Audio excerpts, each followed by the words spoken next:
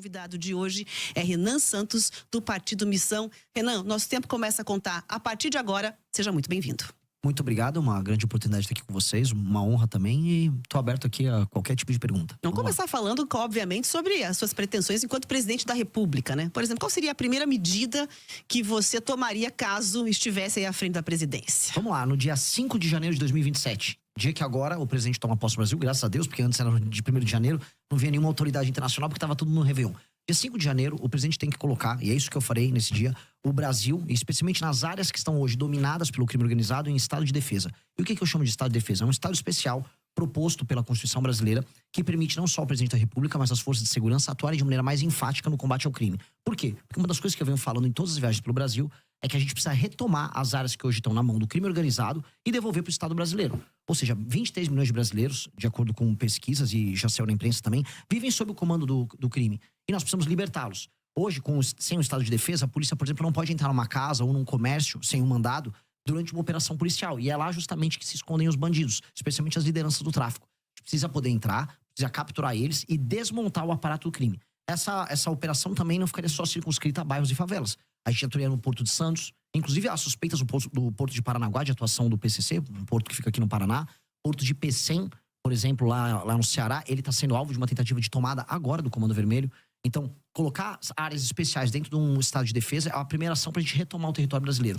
Isso não é apenas uma coisa enfática e concreta. É basicamente uma forma do governo brasileiro atuar de modo a recuperar milhões de brasileiros que estão fora desse pacto social, que é o pacto social da Constituição brasileira. Então, a principal preocupação seria a questão de segurança, pelo que dá para compreender com essa medida. Agora, quando se fala, né, nessa questão do estado de defesa, há ali uma certa controvérsia em relação a isso. Entende que é uma medida tranquila de ser tomada? Quem é que faria, por exemplo, essas ações, essas operações todas? Polícia Federal? Não, as polícias estaduais, elas têm autonomia e elas podem atuar junto com o governo federal nisso. A Polícia Federal, ela pode atuar.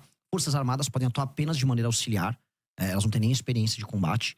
E esse efeito seria muito claro. A gente tem um papel hoje no Brasil que não é apenas fático, mas ele é simbólico. A gente está aceitando o Estado brasileiro que milhões de brasileiros vivam à margem da sociedade. Que eles vivam basicamente num Estado paralelo com regras paralelas. Então, há de ser enfático nesse tema. Até porque mais radical e mais absurdo é a gente aceitar que o crime organizado exista. Né? A coisa mais maluca que a gente coloca na nossa cabeça é a normalização de um Estado paralelo. E hoje ele é normalizado.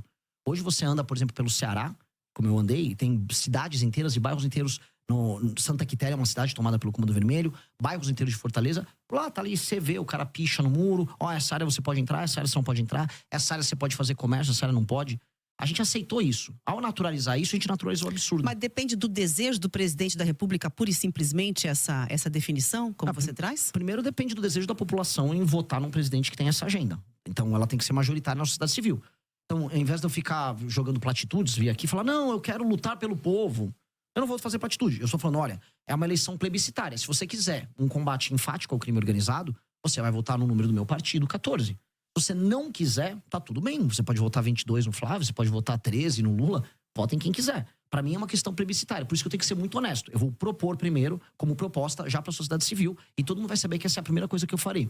Segunda coisa, isso vai para o Congresso. O Congresso, que também foi nas eleições, eu venci essas eleições pautado por esse tema, aí deliberar e convencer e aí colocar em funcionamento. É um status permitido pela nossa Constituição. E eu acho que é um status que garante, inclusive, a cidadania de milhões de brasileiros. Portanto, é obrigação do Estado brasileiro fazer isso. Agora, o senhor falou dessa relação aí, falou rapidamente sobre essa relação com o Congresso. Como é que o senhor, se eleito for, o senhor está no Missão, partido menor, né? Com uma expressão hoje menor. Como é que o senhor pretende se relacionar com o Congresso e como aprovar suas medidas caso o senhor seja eleito? Essa é a pergunta que eu mais ouço dos lugares. E eu fico feliz de ouvir esse tipo de pergunta, porque é uma pergunta que já está concernente ao universo das propostas. Ou seja, como é que você vai fazer significa que eu tenho algo para fazer. E isso me anima, e realmente todas as rádios eu ouço, todas as perguntas vão nessa linha, porque são medidas enfáticas. Pois bem, se eu ganhei a eleição para presidente da República, isso pressupõe que eu pautei daqui até outubro o tema político. Eu saí de 3%, 4% nas pesquisas e eu fui para mais de 50%. Portanto, um congresso será feito e será composto não apenas com os parlamentares que vão ser eleitos pelo meu partido, que é a Missão, que terá aí tranquilamente mais de 60, 70, só pelo fato de eu ter sido eleito, mas também a gente verá inúmeros outros partidos, especialmente da centrão e da direita, elegendo seus parlamentares com esse tema. Porque se eu fui eleito por uma questão lógica, esse tema pautou os demais. Os parlamentares foram eleitos e esse foi um tema que os brasileiros consideram importante. Então eu acho difícil, especialmente nos primeiros 6 meses de mandato, quando há uma espécie de um beneplácito, há uma boa vontade do Congresso para com o presidente da República, algumas medidas enfáticas que tiveram em campanha não serem votadas. Depois, eu não teria medo de fazer composição com alguns partidos. O critério seria, este é o meu programa, este é o programa que foi eleito, quer participar do programa? Deputado do Ceará, ou bancada do Ceará, vocês querem participar comigo da retomada do território do Ceará? Querem usufruir do lucro político, não lucro financeiro dessa operação? Estejam comigo, vamos trabalhar junto na mesma agenda. Então eu vou ser muito aberto em trazer eles para uma agenda positiva. Agora, eu vou ser muito fechado em trazer aquela relação de compra de voto, a relação baseada na emenda. Esse tipo de relação política que se tornou a base, a relação corrente da política brasileira, ela é um elemento que nós precisamos ultrapassar, nós precisamos superar. E a superação disso vai passar por uma série de reformas que a gente vai precisar fazer ao longo do mandato também. Porque o mandato nosso tem que ser, e é isso que eu enxergo, um mandato essencialmente reformista. Eu vou pegar o Brasil no ponto A e vou colocar o Brasil no ponto B. E esse ponto B significa um Brasil que não tem mais crime organizado, que as leis penais, leis de processo penal vão se alterar, que a questão fiscal, ou seja, a questão econômica, reformas que mexam na forma como o governo gasta o dinheiro dele, que termina cobrando imposto caro das pessoas, seja resolvida, numa relação justa do Pacto Federativo, ou seja, vocês aqui no Paraná pagam imposto demais, mandam dinheiro demais pro governo, mas recebem de menos. Enquanto tem prefeito no Piauí não fazendo nada com esse dinheiro que eles recebem. Isso também tem que ser endereçado. Mexendo nisso, a gente não apenas melhora a vida das pessoas e melhora a questão econômica, mas eu mexo na correlação de forças com o Centrão. Porque no fundo a tua pergunta é pertinente, porque a gente sabe que nenhum presidente governa de verdade. E esse presidente não governa de verdade por quê? Porque existe essa entidade chamada Centrão. Uma entidade amorfa, que uma hora tá com o presidente, uma hora não tá. O que ela faz para estar no governo? Ela põe uma faca no pescoço e exige dividendos. Em geral, esses dividendos são financeiros. A gente tem que alterar o sistema de recompensa para que isso não aconteça com essa intensidade. Mas um desses dividendos também, quer dizer, até a questão de ocupação do governo, né? Com ministérios, com autarquias, impostos chaves, normalmente que tem ramificação pelo resto do Brasil e um orçamento gordo. Como é que o senhor pretende? O senhor pretende, por exemplo, entregar pastas, ministérios importantes para partidos como o senhor falou do Centrão? Se for para fazer ocupação e cooptação, especialmente para dar o nome aos bois, vamos pegar aqui a Codevasf, a Companhia de Desenvolvimento do Vale do São Francisco. Que é disputadíssima. Sim, porque, inclusive, o Rio São Francisco, ele corre, né? Minas, vai Pernambuco, Bahia. Porém, ele foi, vamos dizer, de maneira fictícia levado até o Amapá, o Rio, só para que o Alcolumbre, né, que é do União Brasil, possa usufruir dos benefícios dessa empresa pública. Isso não pode acontecer, isso não vai acontecer. E, em especial, essas empresas públicas que têm atuação no Nordeste, onde há uma presença maior do Centrão e onde há um uso político muito mais intensivo. Isso não será entregue.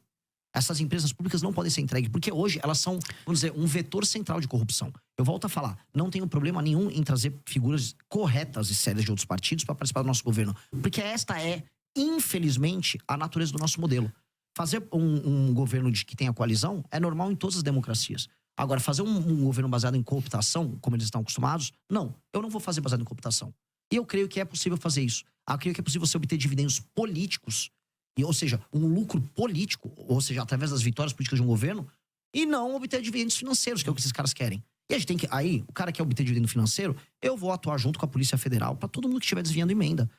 Eu vou conversar com o Supremo Tribunal Federal, que tem inclusive investigações em curso, e nós vamos colaborar para que as emendas sejam investigadas. Porque não pode existir um governo que se baseia na compra e cooptação dos parlamentares. A gente está falando agora de emendas só das obrigatórias, mais de 60 bilhões nesse orçamento anual. E o senhor pretende mexer nesse vespeiro das emendas? Precisa. Como? Porque hoje o Congresso cooptou o orçamento do governo, né? Como é que o senhor pretende, qual que é a proposta que o senhor vai levar eleito para os congressistas com relação à emenda, que é uma moeda cara, custosa aos parlamentares? Se vocês me permitirem, eu puder estender um pouquinho mais nesse tema. Esse tema é muito importante. É um dos temas centrais para mim. Por que existe a emenda e por que ela funciona? A emenda é hoje a razão de ser de um deputado federal no Brasil. Os partidos políticos elegem deputados porque os deputados enviam para o partido político tempo de TV, fundo partidário e fundo eleitoral. Essa é a lógica. Portanto, o partido fica rico conquanto ele eleja esse número grande de deputados. E o que o deputado faz quando está lá? A maior parte. Ele manda emenda para sua base, para inúmeros prefeitos que tocam essas emendas. O que eu chamo de tocar emenda? Ele rouba um pedaço, ele desvia para comprar voto na próxima eleição, trabalha com a cooptação de base usando esse recurso. Esses prefeitos não entregam recursos para pessoas e não trabalham para melhorar a vida das pessoas. Segurança, educação, saúde, saneamento básico. Mas ele, no fim do dia, reelege aquele deputado. É um ciclo. Esse ciclo, que é o ciclo que faz com que o deputado dependa da emenda, esse ciclo precisa ser cortado. E o que nós vamos fazer, que faz parte da nossa grande reforma administrativa? Nós vamos dar o poder para os prefeitos. E como? O fundo partidário e o fundo eleitoral serão determinados pelo desempenho objetivo dos prefeitos com indicadores.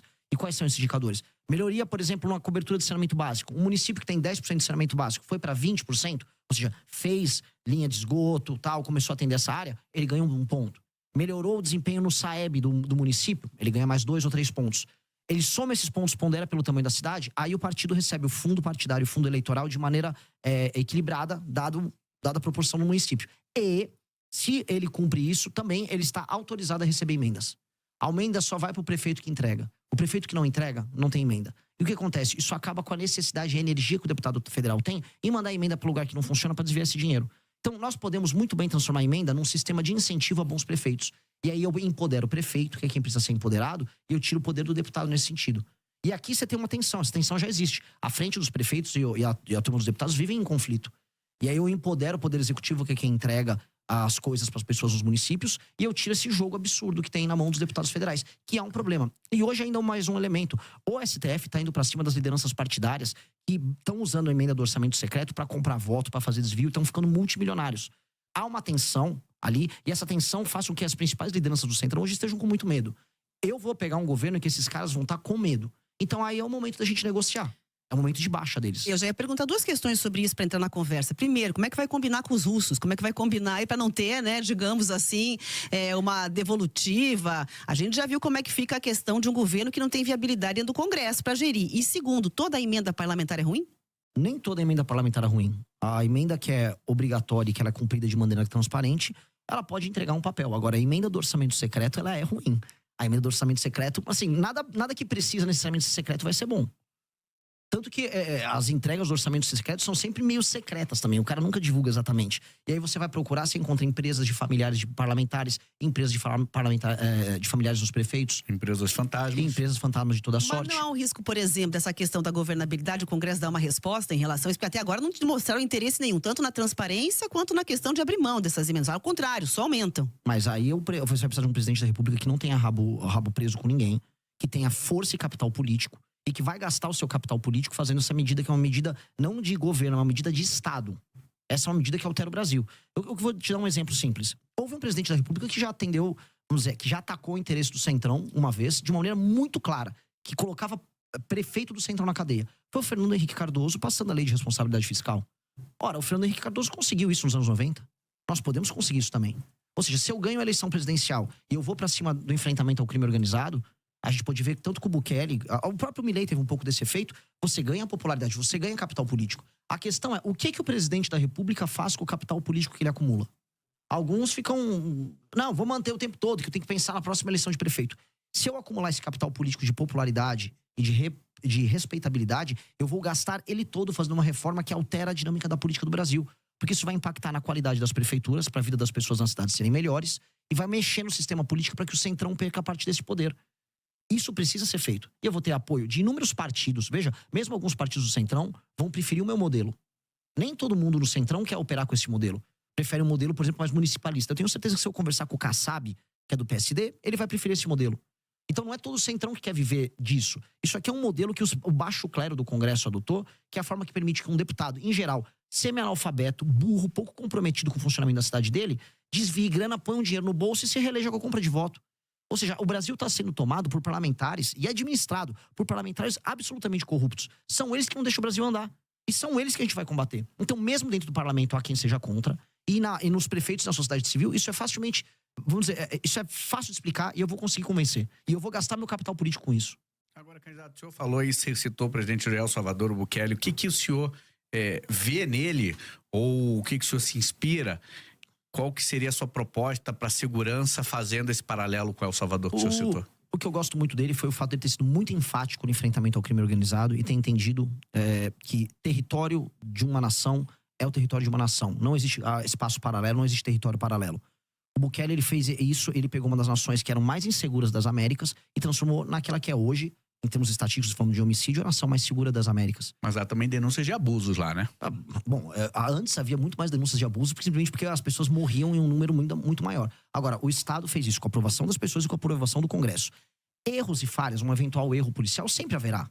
A polícia não é perfeita, assim como políticos não são perfeitos e seres humanos não são perfeitos. Seria um efeito colateral? A questão é se você já vive o efeito colateral, que é viver na mão do crime. Se isso diminuiu e as pessoas perceberam que diminuiu, a uma vantagem objetiva. A gente tem que ser utilitarista aqui. A gente não vive no mundo perfeito. Mas na prática, o senhor faria o quê? É isso Na que eu queria prática, saber, qual é a proposta? Eu citei pra você já no começo da entrevista. Sim. Para a destruição do crime organizado, 30 dias, eu vou colocar o Brasil, as regiões tomadas pelo crime organizado. Isso inclui desde portos, áreas de fronteira, A longo prazo. favelas. A longo prazo, já no curto prazo também. A gente tem que passar alterações nas leis penais, aumentando as penas, de maneira muito objetiva. E nas leis de execução penal, a gente tem que acabar com artifícios como a progressão, a saidinha, para que a pessoa cumpra a pena dela.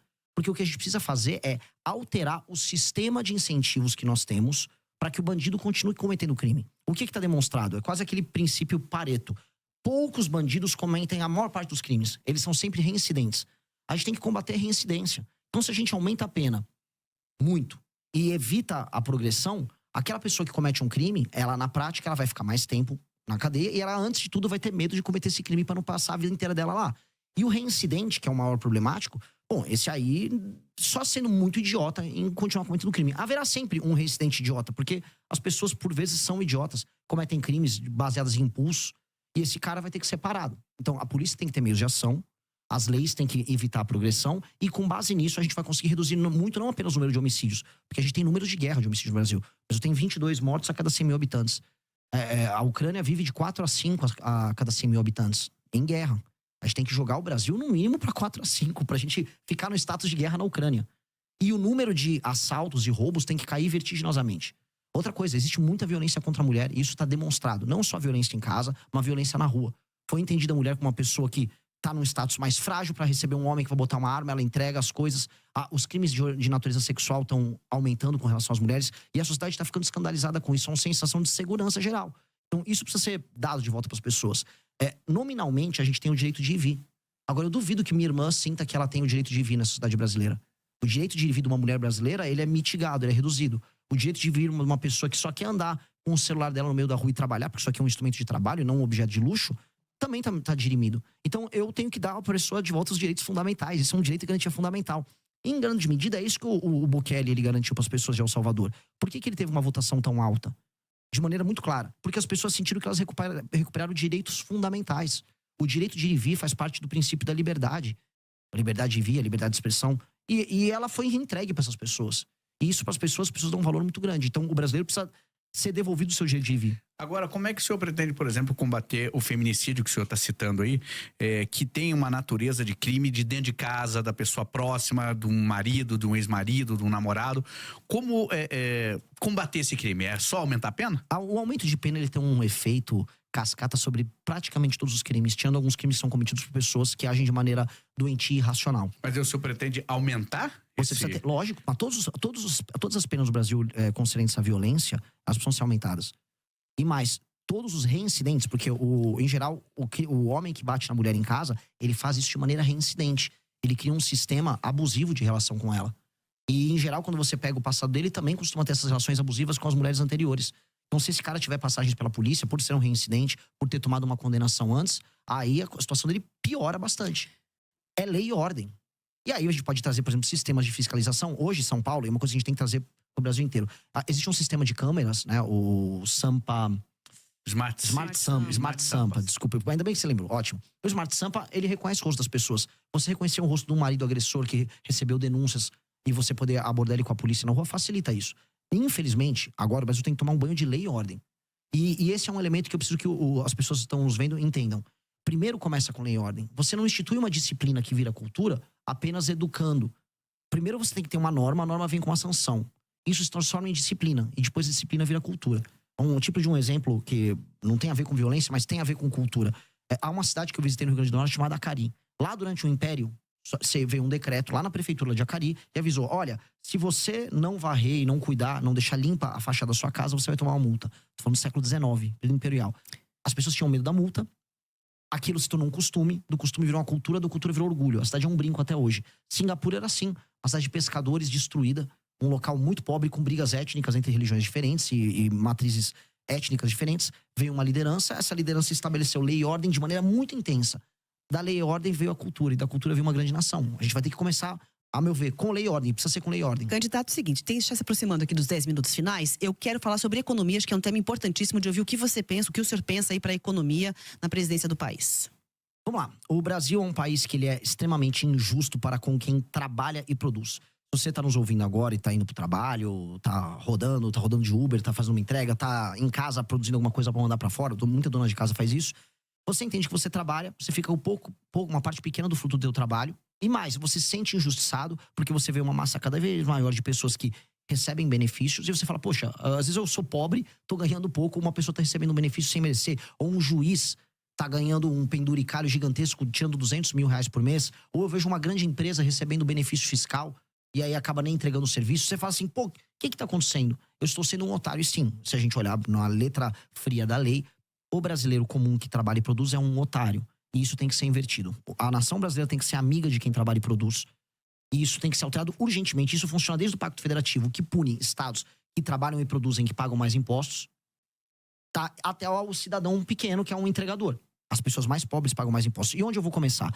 Eu e o nosso deputado federal do Partido Missão, Kim Kataguiri, a gente já protocolou uma PEC que faz a grande reforma fiscal brasileira, que mexe desde renúncias fiscais fraudulentas que existem no Brasil, até super salários, até penduricalhos do judiciário, até aposentadorias exageradas de militares e membros também do judiciário, mexe também em emendas parlamentares, ou seja, ela vai mexer em inúmeros temas, inclua aí, até peço, inclusive eu faço um desafio para os próximos pré-candidatos, porque eu falo aqui, tem que ter uma outra reforma da Previdência, haverá e vai precisar ser feito, a nossa já inclui, e eu quero ver os outros falarem, porque se não falar e ficar escondendo na campanha de desonestidade, também deixo esse desafio, porque não vai poder continuar mantendo o BPC, que é o benefício de prestação continuada, da forma como tá, crescendo como tá, vai estourar as contas públicas, a gente vai precisar normatizar isso, existem muitas fraudes envolvendo isso, e com isso eu preciso achar 200 a 300 bilhões de corte de gasto no orçamento. Aí a pessoa, pô, o que isso resolve? Primeira coisa que resolve, a curva de dívida do Brasil diminui, isso é muito importante, e aí eu vou poder baixar os juros. E aí as pessoas vão começar a ver que o dinheiro delas vale mais. As pessoas vão poder pegar empréstimos, as pessoas vão poder fazer financiamento, as empresas vão poder se financiar. E ao regular isso, aí a gente começa a ter espaço para investir, com marcos regulatórios que eu vou incluir junto, ligados a aumento de competitividade, maior liberdade laboral, maior investimento em infraestrutura, especialmente infraestrutura de estradas e rodagens. O caso de vocês no Paraná é o mais bizarro, é um dos estados mais ricos do Brasil e as estradas são horrorosas. Eu quase morri vindo de Cascavel para Ponta Grossa. É meio assustador um negócio desse, porque eu não estou falando, eu não estava na Paraíba, eu não estava no interior do Maranhão, eu estava no Paraná, um lugar que paga a conta do Brasil. E, pois bem, no Paraná as estradas são piores que as estradas do Ceará. Eu vi isso, isso é absolutamente ridículo. Então, como resolver isso? Fazer essa economia que eu falei, e aí vai sobrar dinheiro para investir em energia e investir em estrada, que é basicamente infraestrutura para o Brasil.